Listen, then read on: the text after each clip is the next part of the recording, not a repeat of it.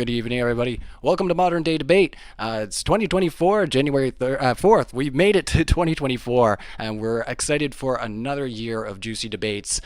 So we are going to tag in the side chat. If you're interested in having these types of debates, if you're interested in making a case for flat Earth, the globe Earth, you should email the address I'm going to pin in the chat. It's moderndaydebate@gmail.com. We're currently looking for new debaters taking those positions, or you can contact the same email address, moderndaydebate@gmail.com. It's going to be pinned in the chat in a moment if you're interested in debating creation or evolution topics. So, without further ado, we're going to move into our topic for tonight, which is, was the moon landing a hoax?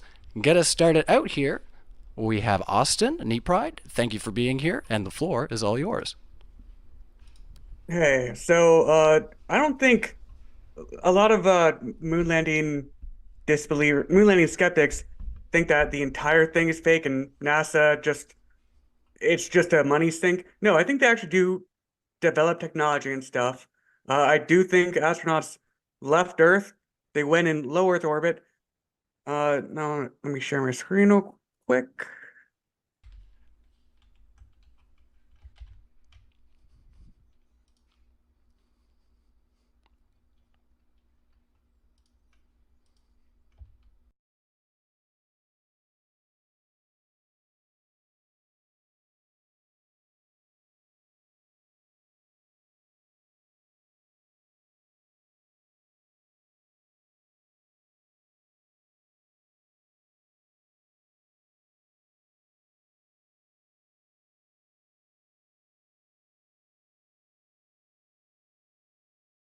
The Unlike that claim of landing on the moon and getting back, we know that other countries have landed on the moon. Um, we know that NASA can still put things on the moon. Not humans, unmanned crafts. Now, obviously, the burden of proof is on the person making the positive claim, and this is probably the most extraordinary claim that anyone's ever made. Putting men on the moon, who does that? No one. So, except for NASA, like 50 years ago. But now NASA's trying to go back. In fact, they've been trying to go back since about 2004, or that's when the deadline was set. So in 2004, Bush said we're going back in 2020. Well, then, oh, can I move this? Fuck.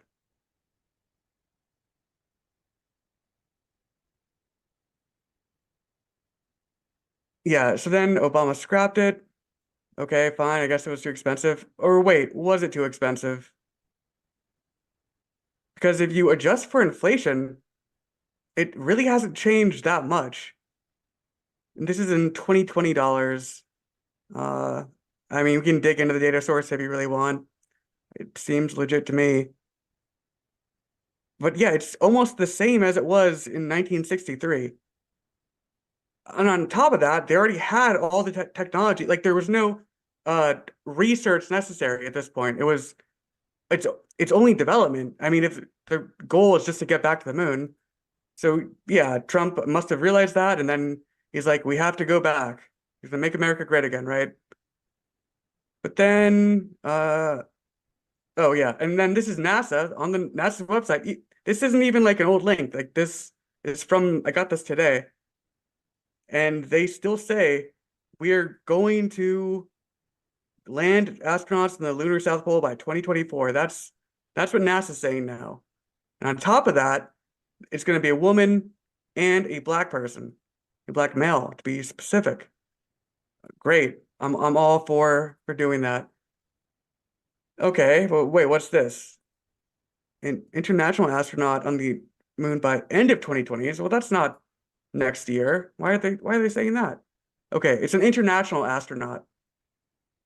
Oh no, no. Okay, so this is the new plan. They pushed it back again, and now they're saying they're gonna send 3 or 4 astronauts around late 2024 or 2025. So they keep on, pushing the buck. Like first is 2020, then it's 2024, then it's 2025, and it'll probably just be whenever they figure it out. They'll get there when they get there. So what would I need to be convinced, well, I mean, if they could actually accomplish this, then yeah, that'd be great. They'd have to do that, and then also for me to believe that they did it 50 years ago, they'd have to get a picture of uh some of the stuff they left there, like the famous flag or the lunar rovers. Now what will not be sufficient evidence for me is the retro reflector claim. A lot of moon landing believers, they always say, oh, they're retro reflectors. That's uh like incontrovertible proof. But it's not really that we put men on the moon. It's just proof that we put stuff on the moon, unmanned crafts. Because yeah, NASA, yeah, sure, they got some retroreflectors out there, but so did Soviet Union, and I guess more recently, so did India. And people always say, "Oh, they're great pictures, great pictures. We have the best pictures." And when you like search this, like third-party evidence, they do some really deceptive stuff. Oh shit. Okay, well, I'll just go at the end then. So probably the most suspicious thing is they've been told, just like the JFK files, they've been told to declassify them. You notice this is on a Wayback Machine, an Internet Archive link. It's because they still haven't, they deleted the site because people kept on like linking to it too much. Anyway, it says there are millions left. There's still, out of the 8 million, 5 million have been declassified. So another way they could prove their claim is they could declassify all of them. And yeah, that's it. All right, we'll end the screen share there, if you don't mind. Good intro. And we will. Yes, thank you so much for your introductory statement there, Austin. We're going to move over to Dr. Raza. You have 6 minutes on the floor, and it's all yours. All right. Thanks for having me. And let me say first, actually, I'm not really here to debate. I'm mostly here just to tell my story. And I am an insider, a whistleblower here. And for many years, I was a moon landing skeptic. I was skeptical whether they landed or not. But once I actually gained inside information, then I'm no longer skeptical. I know for a fact it was fake. And I'm actually working with people who are designing the new type of radiation shielding needed now in order to really send men to the moon. So I think I would like to begin with what it is that I'm revealing here, and then later talk about who I am, how I came to know this. Okay, so what I'm revealing here is that NASA has an agreement with the Chinese Space Agency where the Chinese Space Agency agreed not to blow the whistle on the Apollo missions in exchange for technological support. NASA is giving China technological support, and I'm actually working with them. This is how I came to know it.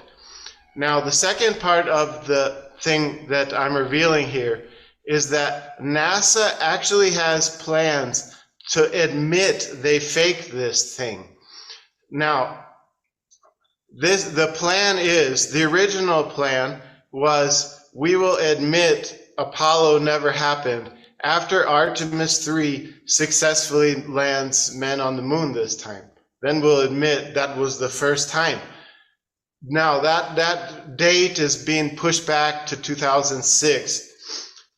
For me, it doesn't matter. So now they might have to admit it early, because what's happening, as you know, in 2024, they're hoping to launch the Artemis 2.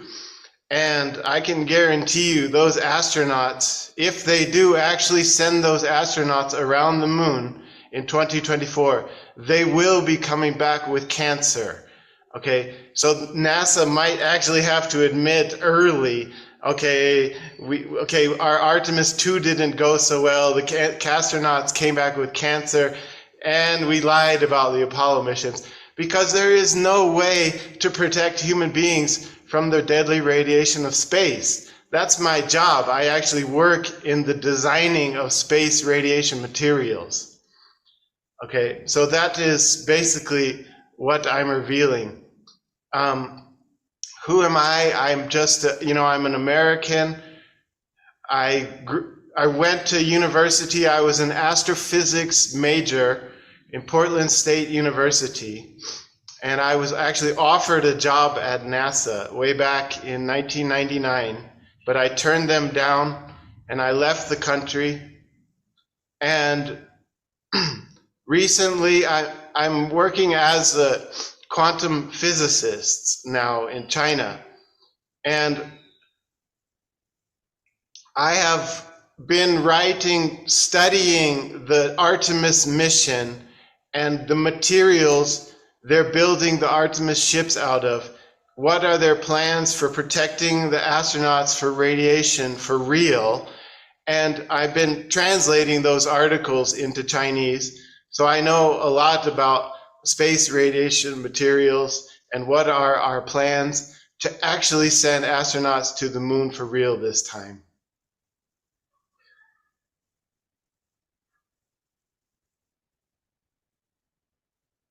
There.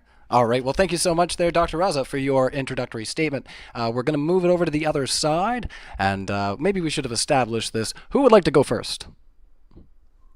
I can go first if you want. All right. Mark, the floor is yours. All right, give me 1 sec. I'll just share my screen. Thank you. Just tell me when I'm up and running. We are off to the races. There you go. Okay, I just want to say thank you to Modern Day Debate, moderator Ryan, TJump, my partner, my opponents, and of course you for watching. So we're doing, is the moon landing a hoax? I think the real question was the moon landing a hoax? Is basically the main thing to understand is there wasn't one moon landing, it was multiple moon landings, and we didn't come there from nowhere. It wasn't just like we set out and then landed on the moon. Before the Apollo missions, there were the Pioneer missions. They were originally designed to orbit the moon. There was also the Ranger missions, which were designed to impact the moon, but not lift off or be recovered. These missions were followed by the Surveyor missions that performed controlled landings on the moon, but didn't lift back off. In fact, the Apollo 12 crew visited the landing site for Surveyor 3 and removed parts to return to Earth. The first Apollo missions did not actually land on the moon, but rather tested our capacity for doing so. For instance, Apollo 8 orbited the moon 10 times and returned, while Apollo 10 descended to their lander within 14 kilometers or 9 miles to the surface without actually landing. Apollo 1 was a disaster that never left the landing pad. A fire broke out and killed all occupants. They were Gus Grissom, Howard H. White, and Roger B. Chaffee. This was a complete disaster for NASA and led to Senate hearings and inquiries as to how it happened. The only reason the program still went ahead was support from the president, Lyndon B. Johnson. There was also dramatic problems with Apollo 13 mission, whose crew nearly died when an oxygen tank exploded on the side of their craft. These mistakes and failures are a reality of space exploration. However, they're terribly bad for NASA, which tries to avoid these incidents at all costs. They're just two of the disasters associated with the Apollo missions. And I guess my question would be, why fake disasters? Why sort of make these things happen just to, and how did they fake the deaths of three men who are very public figures? This sort of goes out to all of the people who are religious, who sort of claim a religious reason, basically for believing that the Earth is flat or we didn't reach the moon. The Apollo 9 crew, Bill Anders, Jim Lovell, and Frank Borman, read Genesis 1 on December 24th, 1968.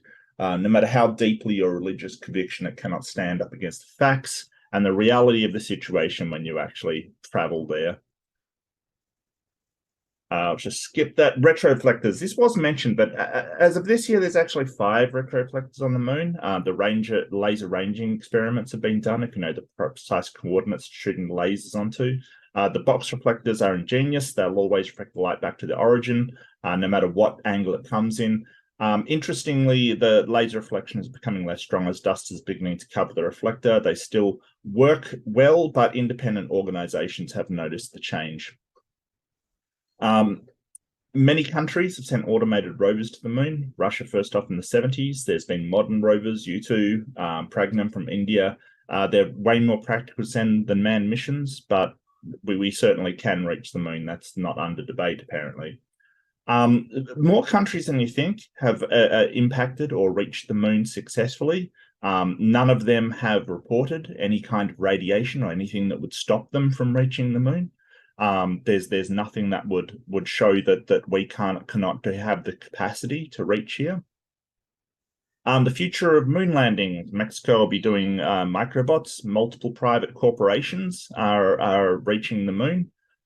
We basically have everything from SpaceX to Dogecoin for some reason reaching the moon.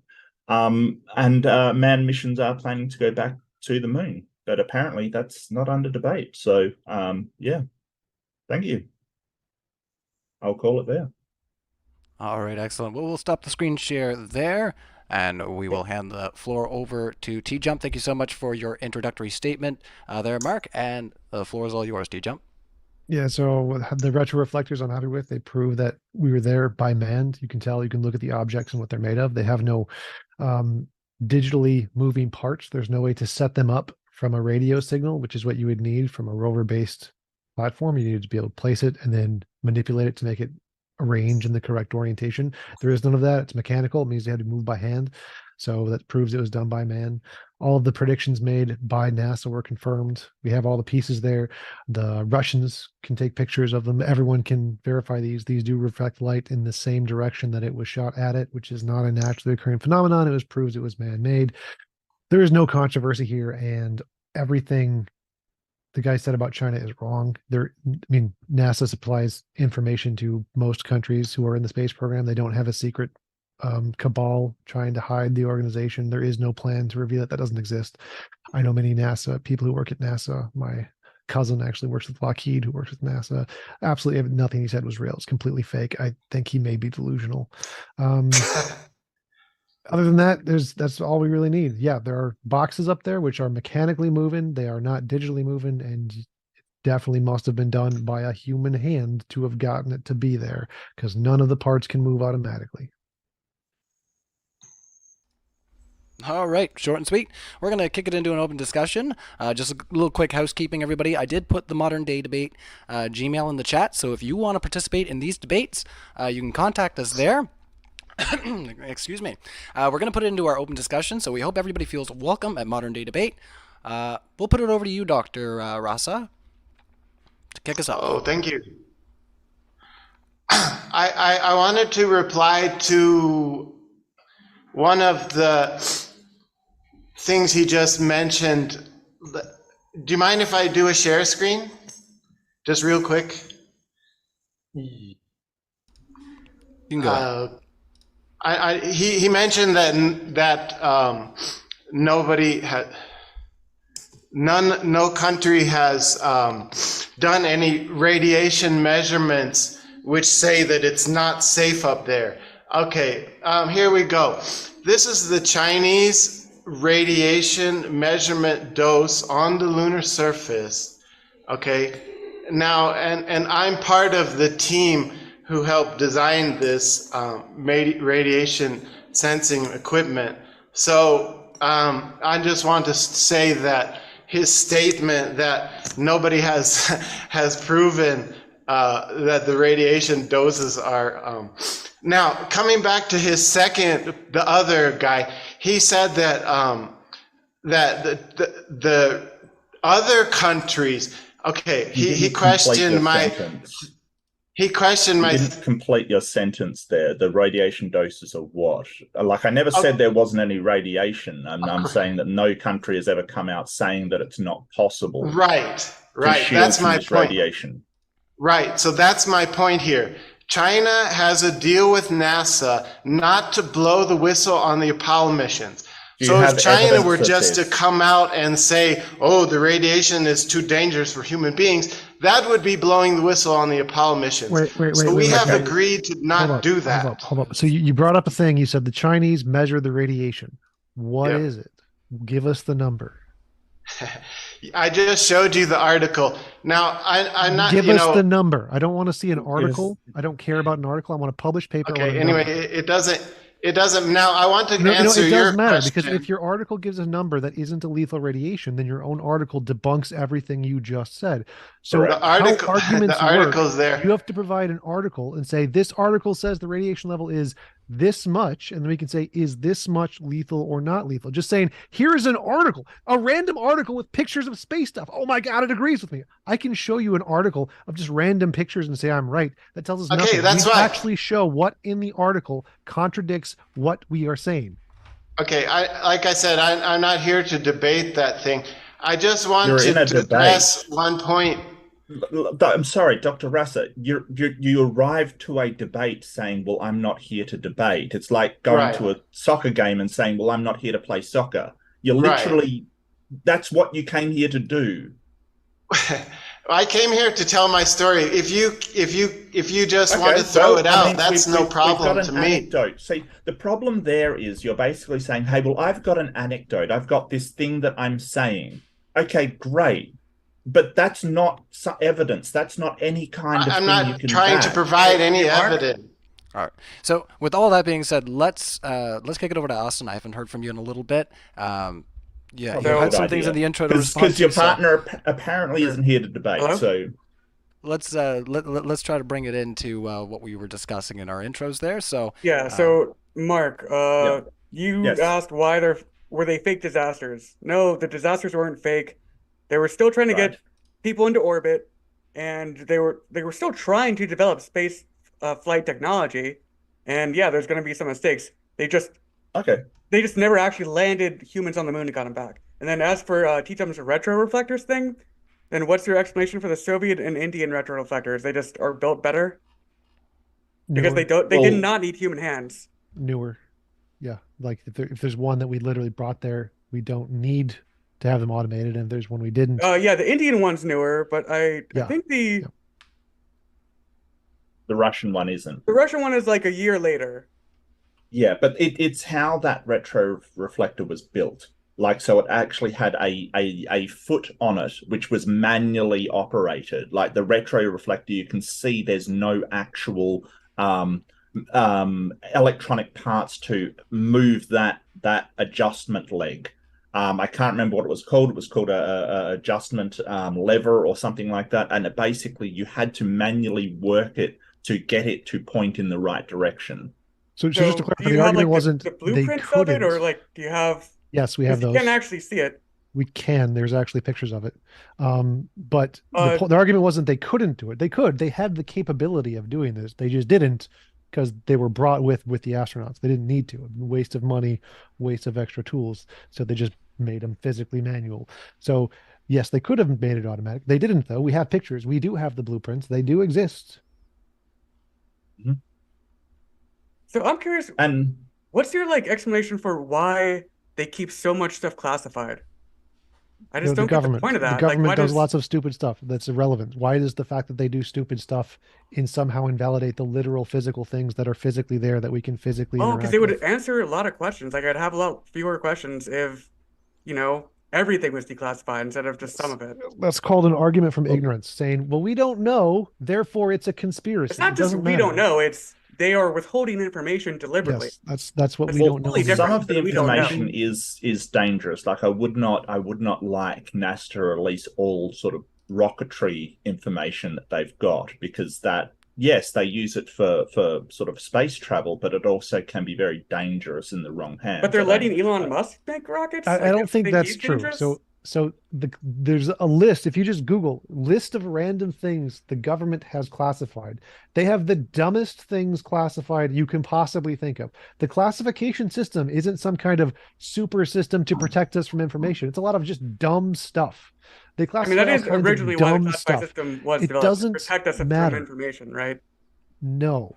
That is but maybe that's not how it's used. Again, this is not a relevant argument. The fact that NASA and the government have dumb stuff classified that doesn't need to be classified doesn't make a difference. It does not invalidate the literal physical objects that we can physically interact with on the moon. We can't physically interact with it. We can. We can look at pictures of it.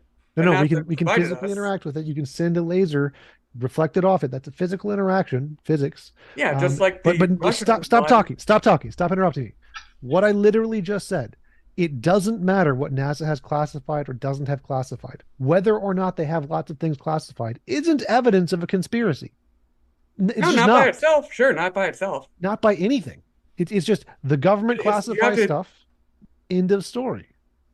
No, it's not the end of the story. That Because there's a literally lot is. more to this story than just that. It's Well, also that is irrelevant. All right, did you have they anything to have a lot add of there, Dr. incentive to Raza? do it. Yeah, I wanted to address one other point because he said something about China doesn't have a secret deal with NASA.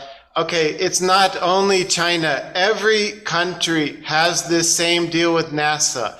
No, they NASA is saying if you just wait until 2025, 2026, then we will admit we faked the Apollo missions, and then you can stop lying for us. And every country has that deal with NASA. India, Europe, Japan, even Elon Musk is lying for NASA now, saying the Apollo missions were real because he knows that they're going to admit it. So that's why I don't care. I'm not here to debate. I don't care whether you believe my story or not, because my story will come true as soon as NASA does admit it.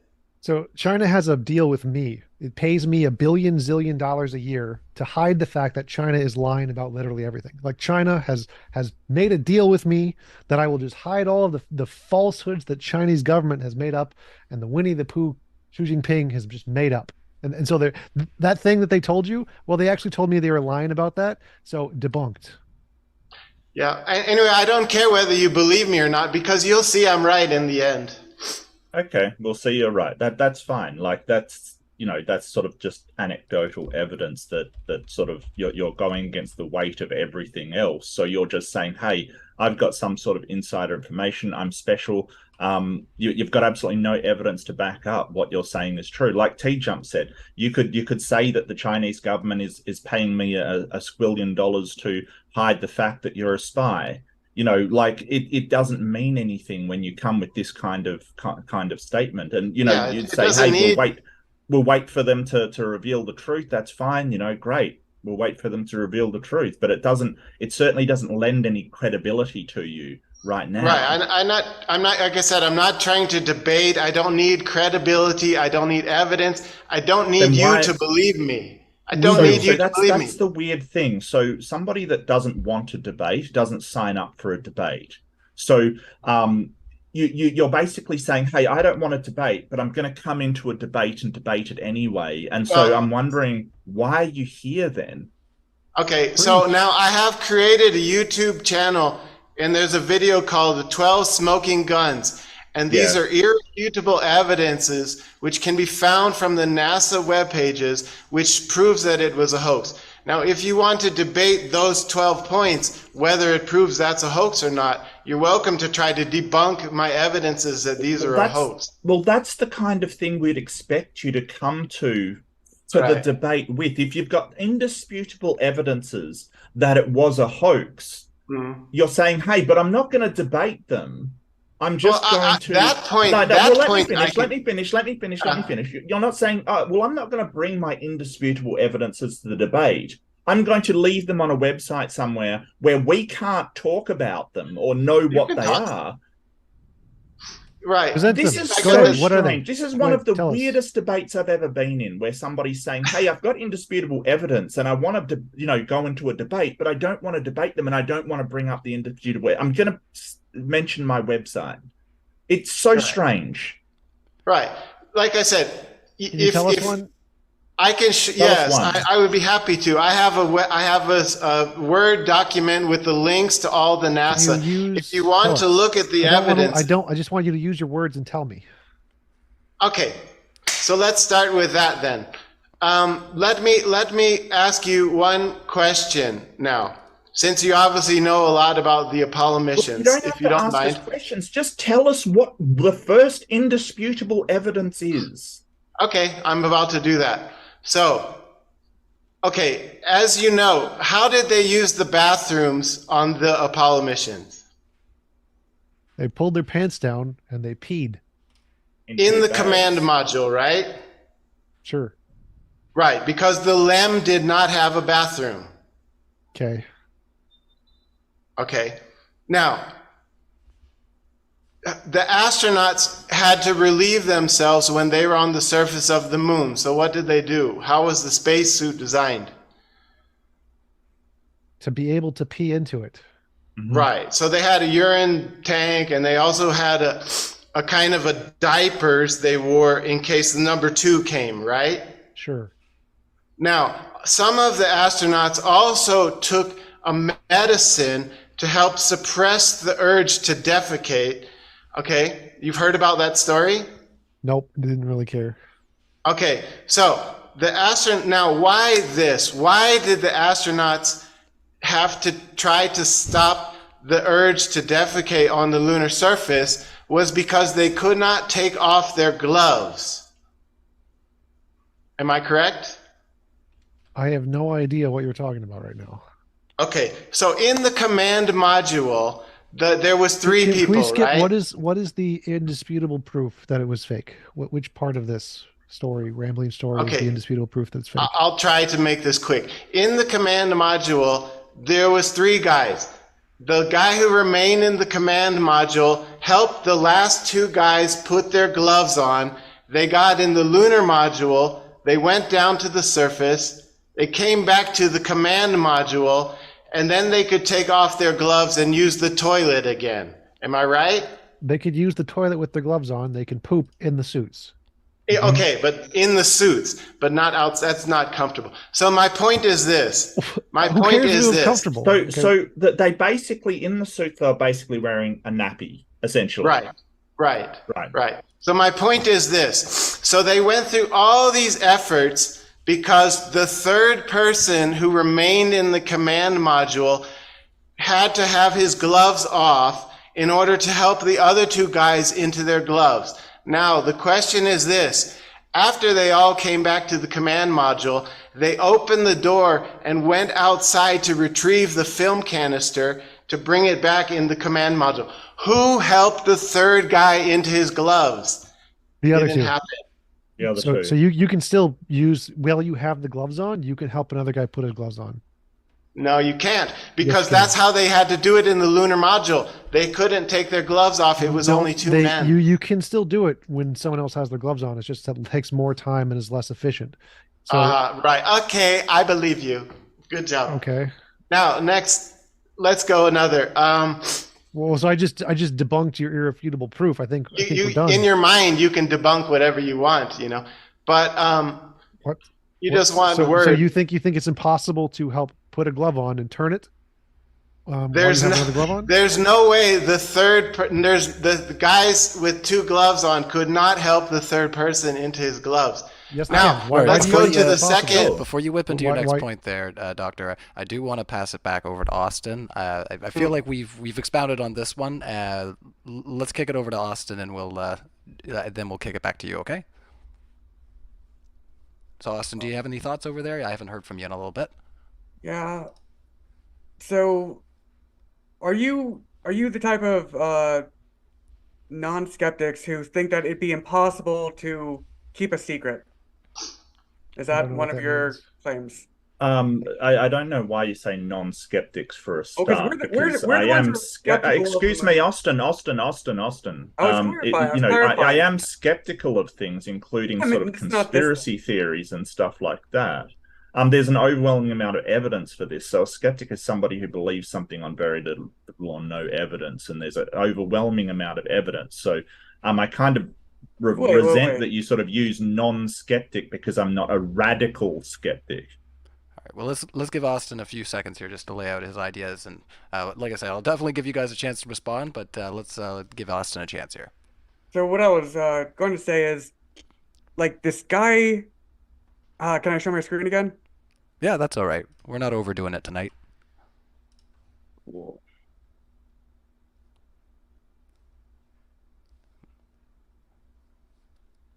Oh, we're just having a little second there before we get the screen share up. Good chance for you guys to hit that like and subscribe button. I'm gonna do the ruthless plugs. All right, go ahead there, buddy. So, have you ever heard of this? This guy did a study on the viability of conspiratorial beliefs. So basically, what he says is to keep a secret for 100 years, you need to have fewer than 125 people. Do you think it's possible to create the moon landing footage and create, like, for the astronauts and the people who fabricated whatever data was necessary to convince the people back at mission control that there was an actual moon landing? Do you think that number could be fewer than 125? How many people do you think it would take? I do not understand the point of any of these questions. I don't know. Well, I doubt that it would be possible to to keep it under 125. If you're including all of the engineers working on I'm it, not. See, all that's of the this, thing. I'm not. What is the point of the question? so they built all of this stuff to not use it, is what you're saying? No. See, that's a straw man. It's not. Okay, People well, who are make your building the position technology, clear. I the can't point be of it straw wasn't manning really to you get when to I'm space. Austin. I can't be straw manning you when I'm asking a question. I'm asking you, did they build all of this to not use it? No. Okay. So they built all of it to basically as a cover for ballistic missiles, like intercontinental ballistic missiles. They use a lot of the same technology, a lot of the technology that NASA developed, we still use today, like satellite technology. Sure. Like that's useful. And they needed to have Sure. this space race narrative to convince the strongly anti-war public in America to dump all our tax money into building rockets. I'm sorry. We're talking about the 50s and 60s and 70s. The strongly anti-war public Yeah, isn't. late 1960s and early 1970s. That was like the Vietnam protest era.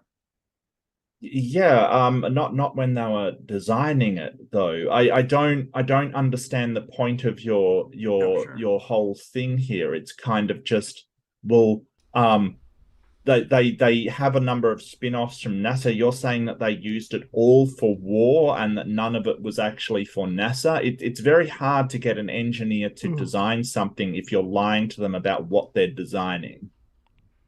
Not really, because the goal was just to get a rocket into space, to get something in low Earth orbit, and once they had that, surprise, surprise, the space program in Soviet Russia and in America, they just stopped funding it as much. They cut back a lot as soon as they had the ability to do that. Because this is during the Cold War. They No, didn't that's care about literally science during the wrong. Cold War. They didn't That's care about literally wrong. exploration. All right, let's give They cared TJump a about chance to fighting. respond. So, as Mark was saying, if you tell an engineer to design something, they're going to design it with that minimum capabilities. So the lunar stuff was designed to go all the way to the moon, all the way and back, not just to low Earth orbit. It's not like you can just send anything to low Earth orbit and it'll automatically make it all the way to the moon and back. There's a lot of specific things you have to design in order to make it fully capable of getting to the moon and back. So if they didn't know that they were going to the moon, or they just only knew that they're going to low Earth orbit, it would have looked very different. Like, why did they put seats in it if it was supposed to be an unmanned thing to low Earth orbit? And I'll just add something to that to back up TJump. Like, they designed like a lunar rover, right? A vehicle with wheels to go around on the moon, specifically that functionality. What war functionality did the lunar rover have? So On you're North orbit, it's assuming the Sky Castle. They're going to go onto the Can I Sky talk? Castle. Definitely. May I talk? Let's try to wrap up this one. We'll hand it back over to Dr. Rasa because I think he's got his next point lined up. So, yeah, a couple more minutes there, Austin, and then we'll. So it wasn't like 100% of the technology developed was for war, just most of it. And yeah, most of it is used for war. Not the stuff that was, like the retro reflectors don't really have that much war viability, I think. No, But yeah, they don't. It was just partial. Like it wasn't 100% one way or the other. I don't know why you guys can't think in the gray area. Most of it, like, you've got the Saturn V rocket, which gets you into orbit. Okay, that could have some, but most of it is stuff like the command capsule, no war application. The lander, no war application. The other section, I can't remember what it's called, the auxiliary section, no real war application. Like all of the systems that they're designing. But if you look at all of the R&D time and resources that were set aside for that, it's far less than just getting off the planet. What does that sentence mean? They were doing that Like for the anyway. lunar stuff, like there was less time and resources spent developing that and researching But that. they already did that. That's something that they were going to do regardless. Like whether or not we made it to the moon, they can still design to get us off the planet, and people would have accepted that. Like there is no reason why you say, okay, well, we've got a space mission. We're getting people into space. We want to launch these satellites. Sputnik comes along. They design their own satellite kind of thing. Oh, we've got to get people into orbit. That became a priority. Oh, well, now we've got to tell people that we're going to go to the moon so we can convince them to agree to the stuff that we're already doing. Yeah, they were manufacturing consent. You never heard that term before? You know what that means? Yeah, I believe Noam Chomsky came up with that term. Yes, Correct. I Yeah. have heard of that before, but you have no evidence to show that it was manufacturing consent, and they already had the consent of the people for space exploration. You're adding one step further of getting to the moon for consent they don't need. All right. This So might it be wasn't. yeah. Okay. I'll give you a chance there. We'll like yeah. Let's do 1 minute, and then we'll hand it back over to Dr. Rasa. So again, you're thinking like in this black or white way. It wasn't only for that. It served multiple purposes. Obviously, also because the Soviets had beat us in the space race every step of the way up until that point. It was really good PR to say, "Oh yeah, we're gonna land on the moon. Yeah, that'll beat them. That'll show those damn commies." So yeah, that was certainly part of it. Sure, and that's a valid argument that they wanted to win the space race. Sure, it's just, do you have any evidence that that is what happened instead of them actually reaching the moon as what appears to be the case? So wait, I just want to make sure we're on the same page. They had a lot of motivation to do that. Well, yeah, I mean, there's Okay. motivation to win a space race. Sure, it's just your argument that Do there you think they there had had to motivation to be. lie about it Well, though? let me finish, Austin. You're Sorry. interrupting a lot. Let me finish. Then you're basically saying, well, their motivation was to be able to research these weapons of war under the guise of a space program. I'm saying that isn't motivation because they already had a space program, whether or not they got to the moon, is what I'm saying. Now, whether they want to win the space race by appearing, yes, going to the moon, yeah, okay, that may be motivation. But you could say that, hey, they had motivation for just about anything to do anything on that sort of All right. claim. Just because they have motivation to do something doesn't mean they actually did it. All right. We're gonna put a bow on that one. Back over to you, Dr. Rasa. You had another point lined up there earlier, and I wanted to give Austin a chance to speak. So I think we've had a good flesh out there. So back over to you. All right. Thank you.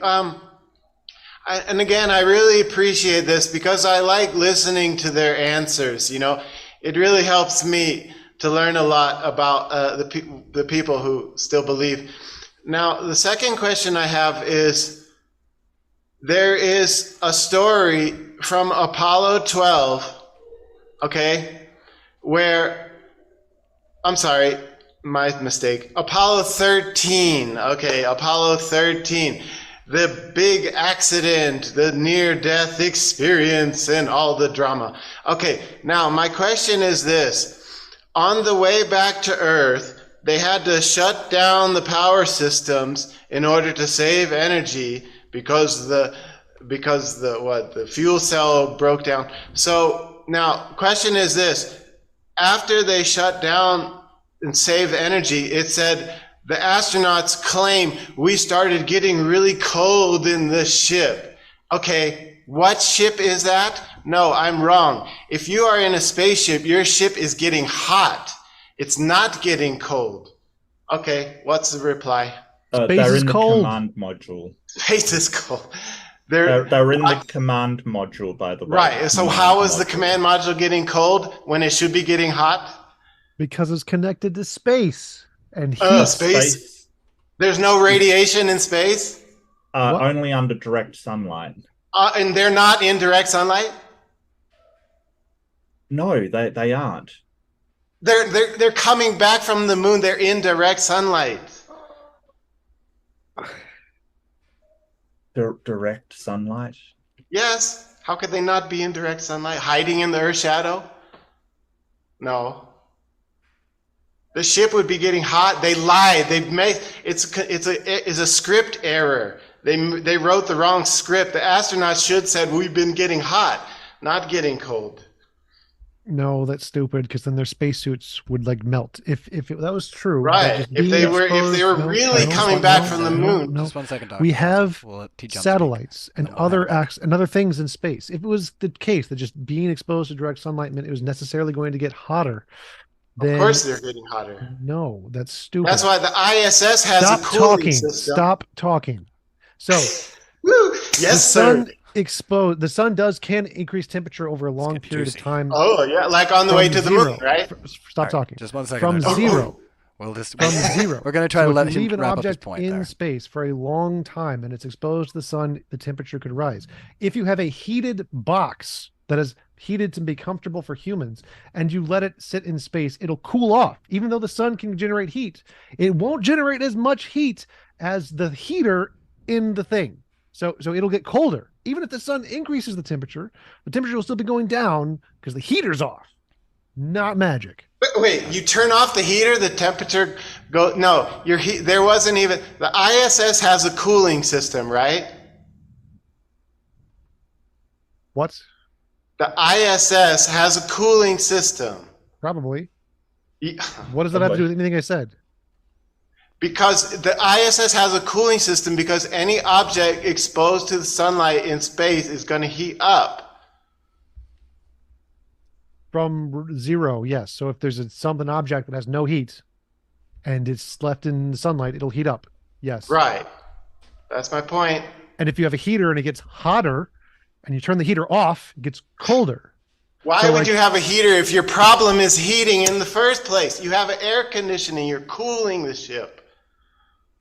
I don't understand what you don't understand about just basic temperature. I don't understand how you don't understand that space is cold. I don't Space- like space is cold, but the ship heat through gets hot. radiation from the 1 sun. second there, But Doc. however, it will radiate that heat. It will get cold.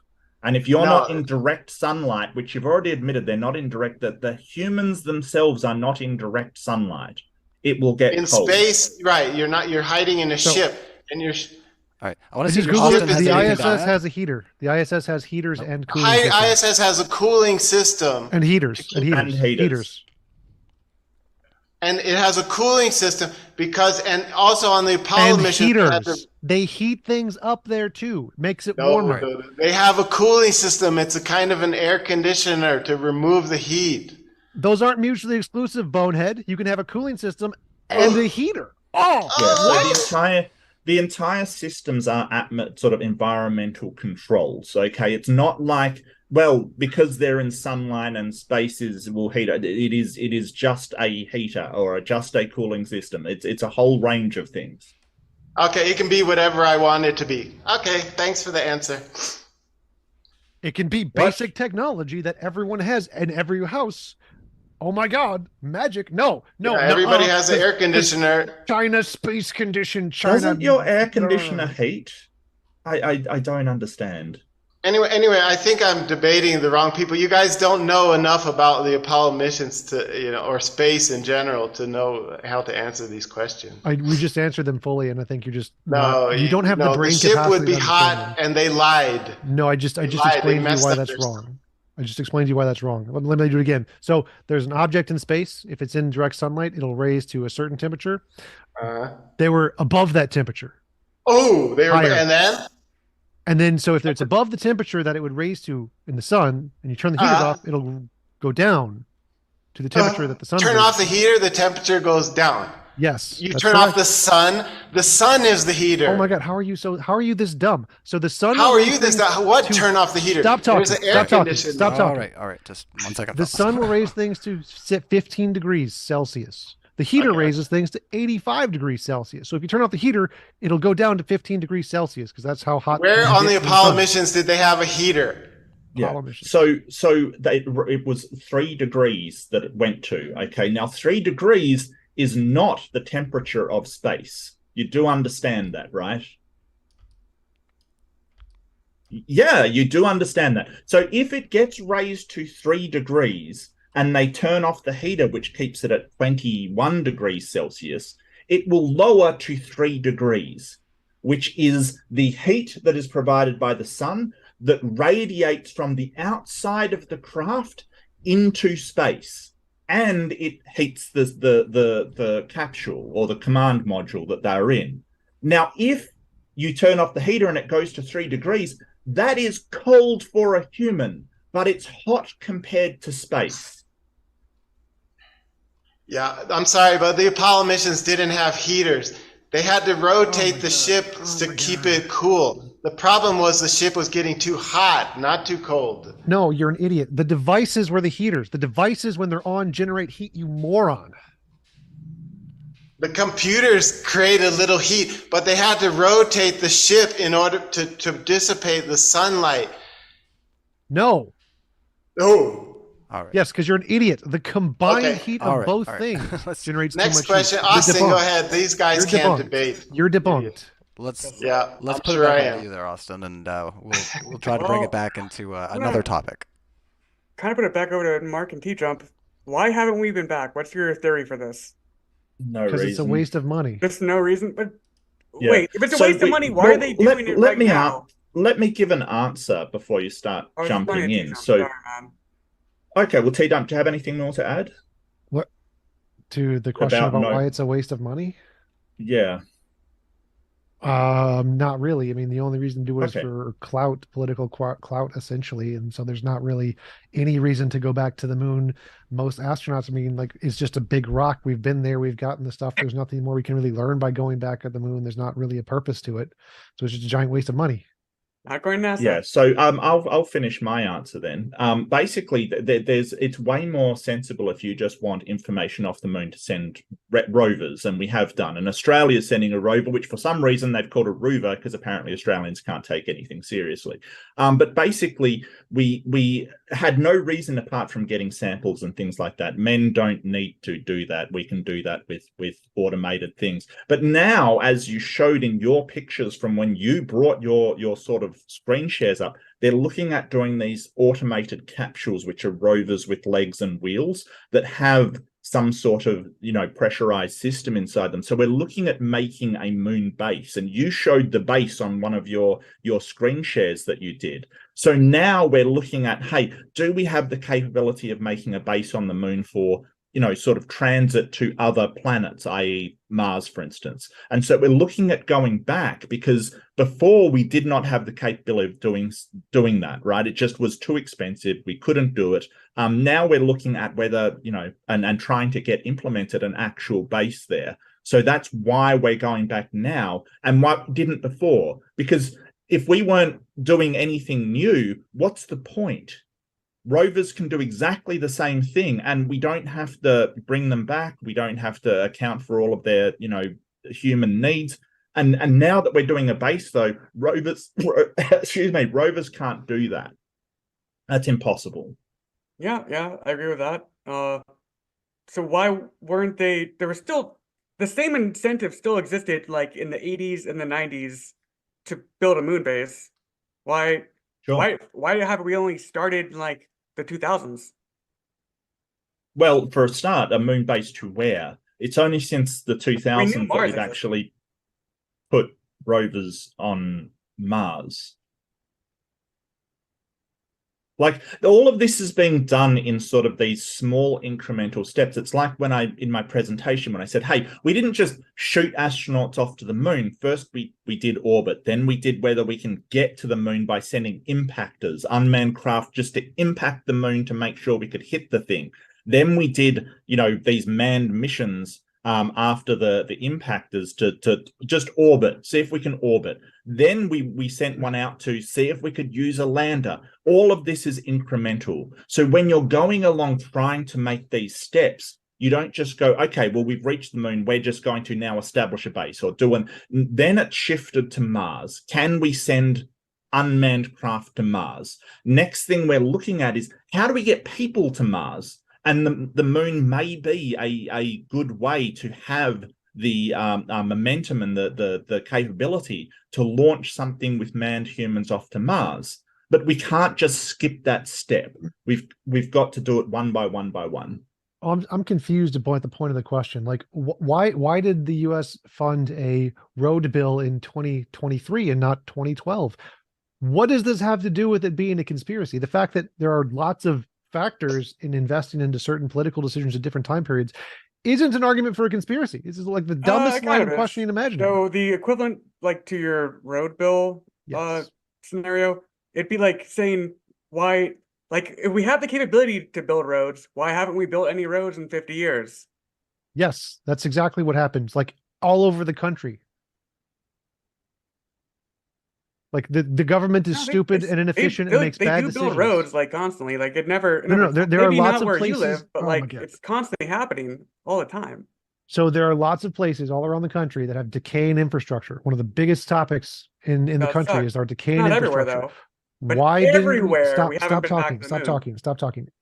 I don't know what you're 1 second incapable of there. understanding the point here. So the point here is that there are things we could do now, but we're not doing them for lots of reasons. Lots of political reasons, personal motivation reasons, money reasons, all kinds of stupid reasons that are irrelevant. There are lots of things we could do to make the world better, but we're not doing them. Is that evidence of a conspiracy? No, it's not. It's not necessarily. You have to take it as a whole, though. With all There the is other no whole. stuff. There's zero one- evidence there. 1 second there, None. TJump. He was just Zero. responding. Don't there. interrupt me, right, James? No. James Coons, who are you? Clearly, James. Don't interrupt me. I'm Don't care. clearly James. Come on, yes. you got to listen to the moderator. Come on, the moderator's got a job Come on, to do. man. All right, we're gonna let Austin respond for a second here, guys. Can we just start over? Can you like list the evidence that you have that we have been to the moon? What is there? Well, hold it. So the question was, and I just like that you're getting away from the question sort of thing, that you're sort of going, well, it's not, you know, I mean, so your question was, why didn't we go back? And it wasn't like NASA was doing nothing during the 90s and 80s and things like that. Yeah, that's true. The focus shifted to Mars. So and TJump's point is correct. If you have like a focus on, say, this area that you want to focus on from the government, and then you shift to another area, or you don't go back to that area because you've already done work on it, that may be a sign of governmental incompetence, but it certainly isn't a conspiracy that you're trying to, you know, you've faked doing things in that area and you've moved to another one. So you're saying it's a sign of competent government? No, when we they're go to the totally moon? incompetent. I agree. U.S. government is incompetent. 100% agree. Not evidence of a conspiracy. All right, you got some thoughts over there, Dr. Rasa? Actually, I wanted to kind of make some closing statements. I have a video. It's called 12 Smoking Guns. And if you want, you know, I would be happy to come back sometime and we can discuss all these other 12 evidences of a hoax. Well, But- I mean, we heard one of the smoking guns, and it wasn't exactly smoking. So, I mean, usually chills are done at the end, but I think he Those gave two things I actually. just mentioned are not part of that. okay. I would There's ask 12. There's more than 12, but anyway. if you do I'm have just saying- an example you want to pull there, Doctor. We did have a couple more minutes of discussion technically on the clock, but if you guys wanted to move into Q&A, that's fine as well. Oh, I had another point to bring up too. The radio transmissions from the landers and things were picked up by Australia and the Soviet Union, and that wouldn't be possible from low Earth orbit, so they had to be farther out. Any thoughts over there? Yeah, it could be unmanned. So, do you mind if I have to kind of go a little soon. Do you mind if I make my closing statement? Oh, if you want to take 1 minute to make a closing statement, yeah, it's nice if we can get through some of the audience questions, because there are a few questions that'll probably be pointed towards some of the things that you said. So if you have to get through those quickly, I'm gonna stop talking and I'll give you 1 minute there. Okay. Okay. So thank you. There are 4 kinds of people who work for space agencies. There's the people who know it was a hoax and are not talking. There are the people who know it was a hoax and they're lying about it. And then there's the people like me who know it was a hoax and are talking about it. And now there's the 4th group, are the people who simply still believe it was real. Okay, so I know I am a whistleblower. I know it was a hoax. I'm actually risking my job and my career to come here and to admit what I'm admitting to you guys. Now, just to throw in the last thing, we have a 15 seconds. moon landing. We have a moon landing hoax Facebook group, and there's 42,000 members and 0 flat earthers. We've been kicking out flat earthers ever since 2015 when they first appeared. And I don't have anything against flat earthers. I don't have anything against people who believe the moon landings were real. I find they both there's a lot of similarities between flat earthers and people who believe the moon landings are real, because neither one of them will examine the evidence. You know, I presented. We're past time. We're past a minute. Okay. So, I will cut you off there just for the sake of time. Once TJump gets back, we'll go right into our Q&A. I usually like to save closings till the end. I don't know if anybody else prefers to do their closing now, just because we do get sometimes into new topics when we get discussing these questions that come in from the audience. And on that note, get your questions in the Q&A, guys, because we are going to go through them and answer as many of them as we can. Also, hit that like and subscribe button. And on top of that, I did pin the email for Modern Day Debate. So if you're interested in having these discussions, whether you want to talk about the flat earth, the globe, if you want to be talking about creationism, evolution, we want to hear from you. So that email is pinned in the chat right now. It's moderndaydebate@gmail.com. So check us out and send an email there, because we'd love to see some new faces on Modern Day Debate. It's always fun.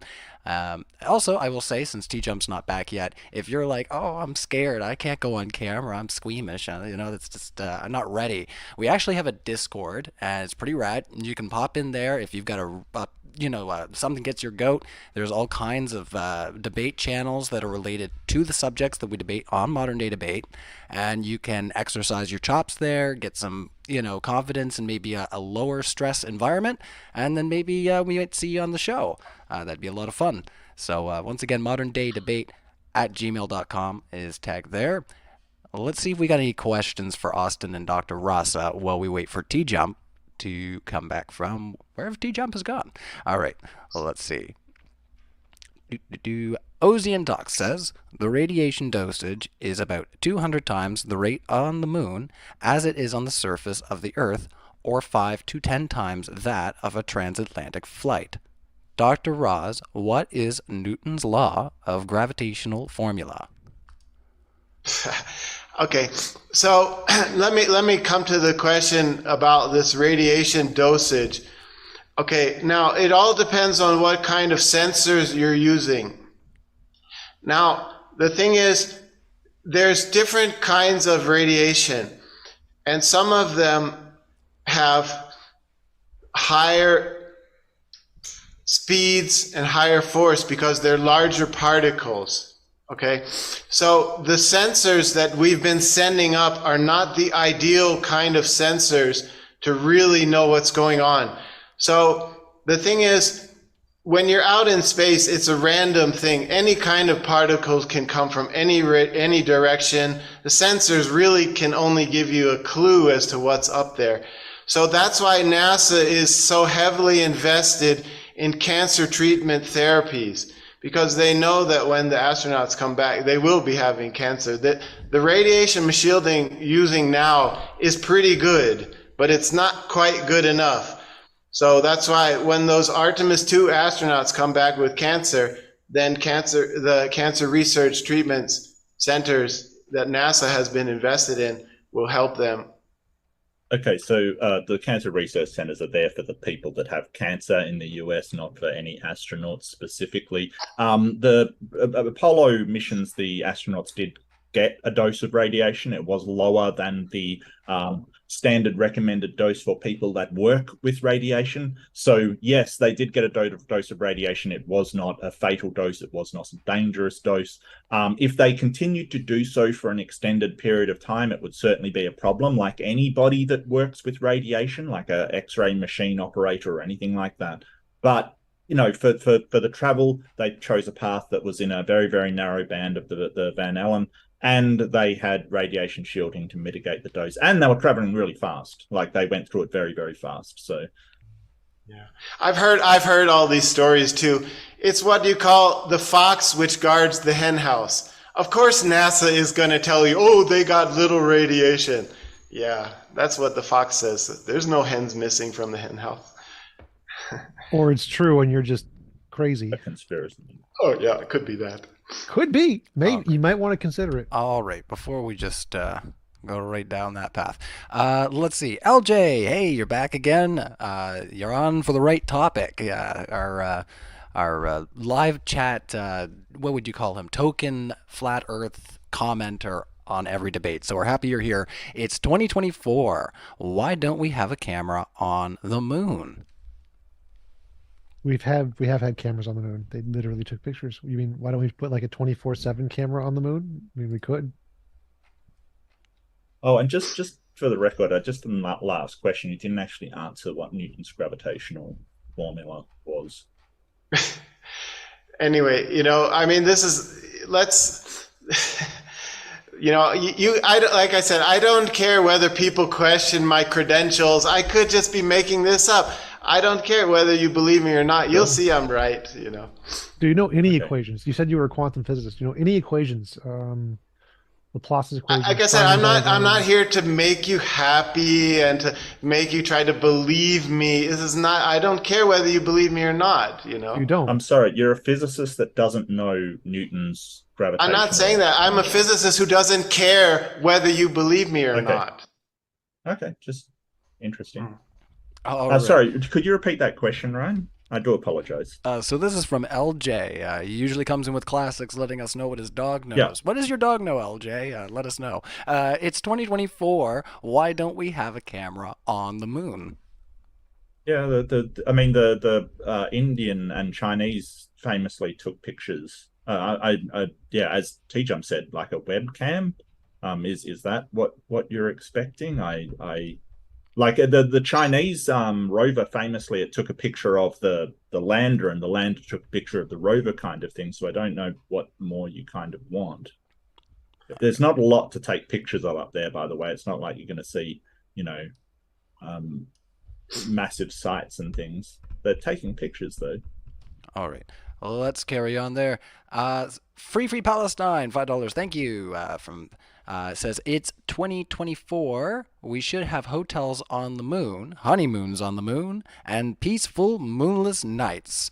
Earth is seriously flat. Happy New Year. Well, Happy New Year to you, Free Palestine. Any thoughts on that, TJump or Mark? I think it costs $1 million to get like what, a pound out of the atmosphere per pound, and you want to put a hotel? Like, who's gonna go there? Elon Musk, maybe. Jeffrey Bezos. Anyways, let's carry on. LJ says, hey, sheep, how was the U.S. flag blowing on the moon? It wasn't. It was just basically it had a wire up the top that kept it up, because otherwise it would have just slowly fallen down. And the blowing that you're seeing, that isn't wind. That's just when they're putting it in, when there's sort of forces working on it, it's being held up by the wire, but it's not still. Momentum. Yeah, momentum. Yeah, essentially. The thing that gets me is if it was all a stage kind of thing and filmed in a sound stage that was all fake, there wouldn't be any wind either. So I don't understand why this question even exists, quite frankly. Alrighty. We can move on. Unless you had any thoughts over there, Austin or Dr. Raza?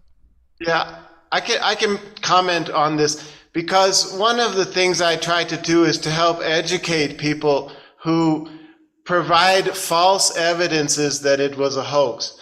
Like some people say, oh, there's no stars in the picture, so that proves it's a hoax. No, that's a false evidence to put forward. And so is this a flag waving thing. Now, the thing is, regarding the flag waving, there's one movie called American Moon, and they did a good job of covering this subject. So when the astronaut's hand is on the pole, then you would expect the flag to be waving. right? But then there's other videos where the astronaut walks past the flag and the flag moves even though the astronaut never touches it. Now, the official NASA excuse there would be a static electric effect. But then there's another scene where there's no astronauts anywhere in the picture and the flag still moves. And that one is still a little bit questionable. It could have been a breeze blowing through the studio.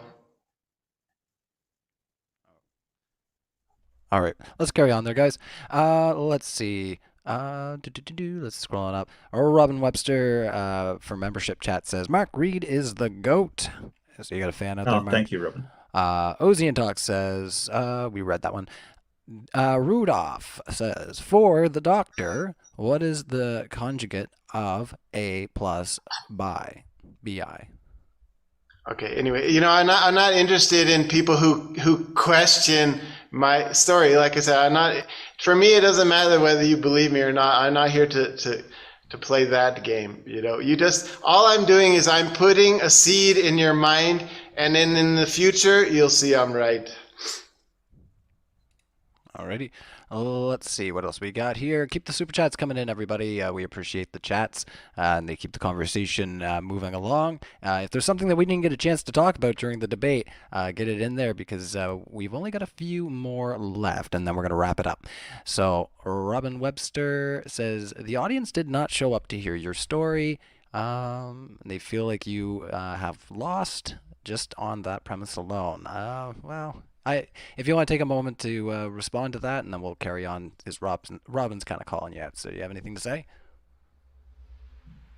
Calling who out? They're saying that the audience did not show up to hear your story with no evidence.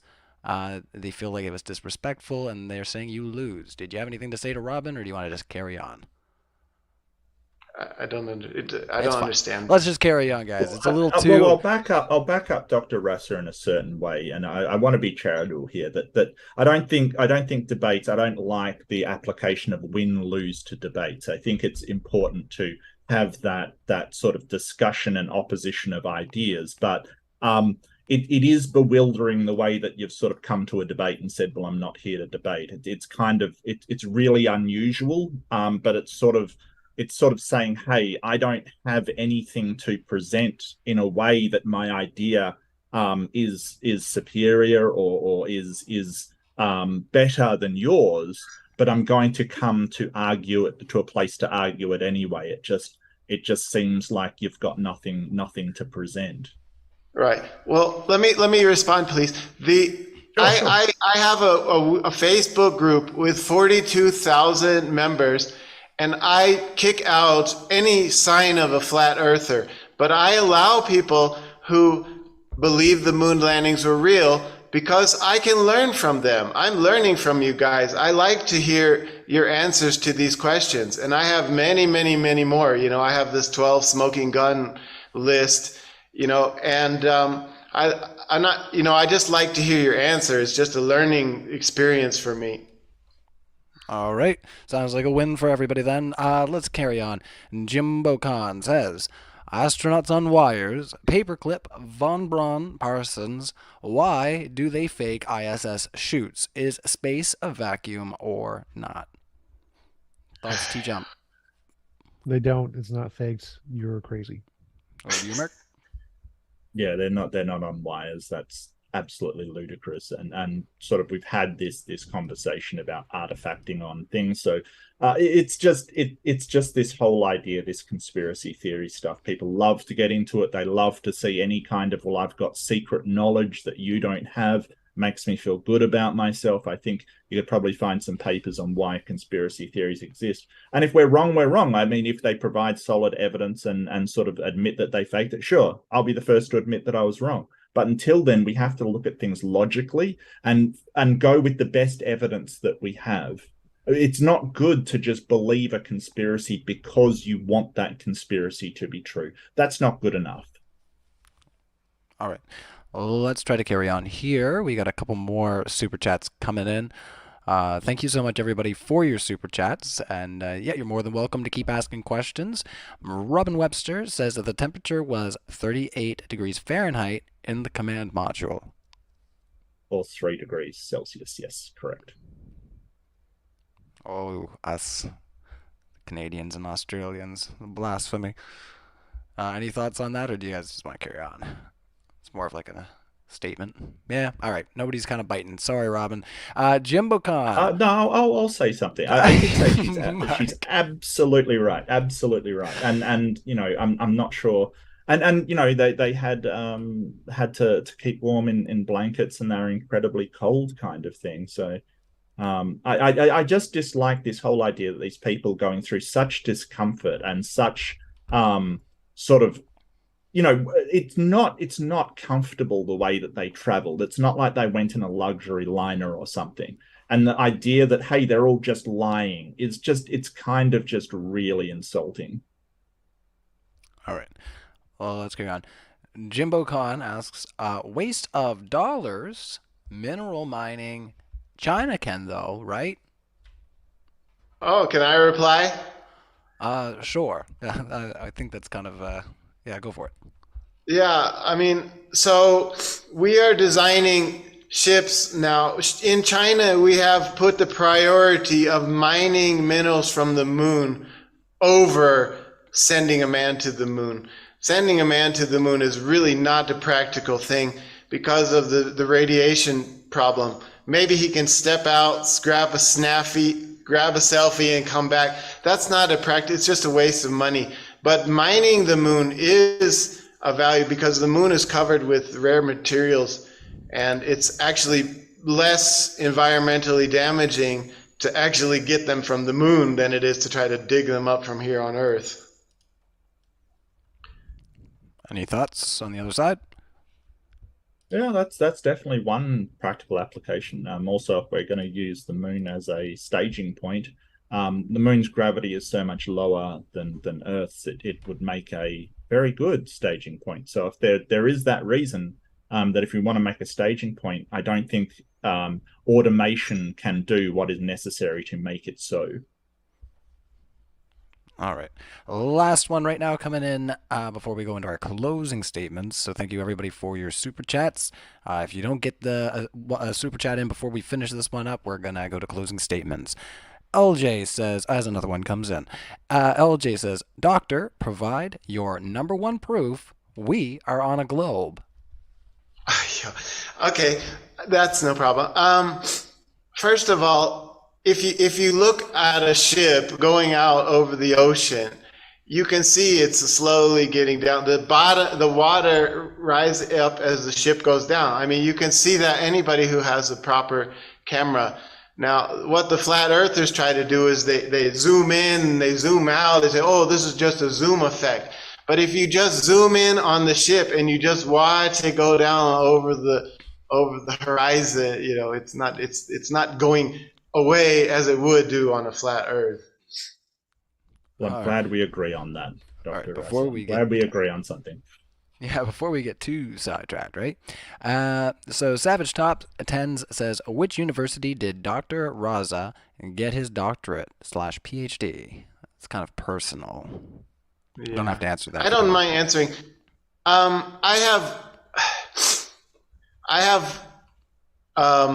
I went to 4 different universities. And the fourth university was where I got my doctorate. My doctorate is actually in natural medicine. Okay. So it's called Clayton College University. Alrighty. And yeah, Matters Now had put in a membership chat there. We are going to be doing an after show on Matters Now. So we'll put the link for that in the description. And yeah, hopefully we'll see you all there. I'll also give you guys the StreamYard link, so you can join us if you'd like. So Nominal, last chat here, says, soon we'll go to deep space and mine dark matter. I like that.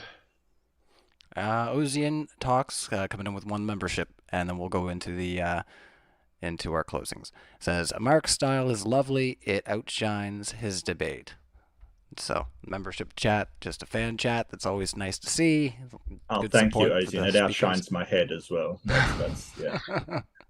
All right. So, TJump, we'll start with you. 1 minute on the clock. Closing statements on the discussion, and where can everybody find you? Potato. Potato. YouTube.com/TJump. Any thoughts on the closing of the debate? Nope. Nope. Alrighty. Over to you, Mark. 1 minute on the clock. Your closing thoughts.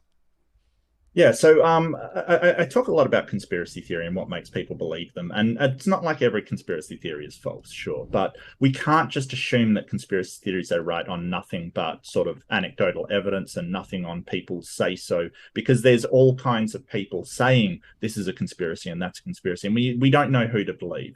So the rational way is to go with what the evidence says and try and uncover more evidence. And unfortunately, today we didn't have any evidence whatsoever. There's a whole load of what ifs and a whole load of, well, they had motivations, and a whole load of, well, I see this myself. No real actual concrete evidence that any of this was faked, and a lot of evidence to say that it was not. The retro reflectors, the photographs, all of the evidence says that this was actually done, and they explained how to do it, and we didn't get any explanations why they couldn't. Just a whole load of hyperbole.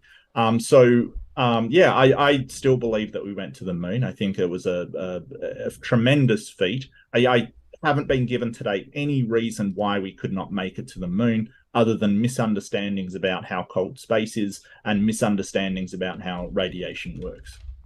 All right. Thank you. Yes, thank you, TJump and Mark Reid, for being here and your closing statements. Dr. Raza, would you like to go first? 1 minute. Actually, could Austin go first? Oh, sure. Yeah, sure. I didn't know if you were still in a hurry. So, Austin, 1 minute on the floor. So Mark just said we were supposed to provide concrete evidence that the moon landing didn't happen, and we don't have the burden of proof. So there is some circumstantial evidence that didn't happen, but we really have to look at the empirical evidence that the moon landing non-skeptics provide. And what is it, like moon rocks without a fusion crust? They find those in Antarctica all the time. There's the footage, which, I mean, I don't know, looks like pretty easy to fake to me with wires on a black background, or just, in a microgravity plane.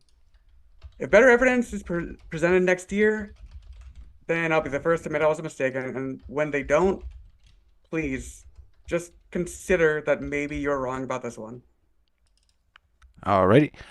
Over to you, Dr. Raza. 1 minute on the floor. All right. I want to try to explain to you how NASA pulled off this hoax. The way they did it was they sent the astronauts to low Earth orbit, and then they had beamed down the pre-recorded video clips of them hopping around inside of a stage studio. Now, NASA was able to send unmanned craft to the moon. NASA was able to place down retroreflectors using those unmanned crafts. NASA was able to scoop up rocks and bring those rocks back to Earth using unmanned crafts. So that's how they did it. They sent unmanned crafts, brought the rocks back. They sent down pre-recorded video clips of them hopping around inside a studio, and then they presented the rocks to the public as these are real rocks brought back by human hands. All right. We're going to close it out there, guys. So thanks, everybody, for tuning in for our first debate of 2024. We're glad that you all made it. We're glad we're here, too. So if you had fun, hit the like button. Share this out in the spaces you'd like to have these debates. And once again, we want to hear from you. If you enjoy having these discussions, email us at moderndaydebate@gmail.com and let us know what's got your goat, and we'll see about getting you on. And once again, if you're not confident and that's not your jam, you don't want to be on camera right yet, you're squeamish, you can always check out our Modern Day Debate Discord, where you can join one of our chat rooms and exercise your chops in maybe a little less stress environment. But let's be honest, we always have fun here too. So we'll close it out, everybody, and we'll see you on the after show. Cheers for now.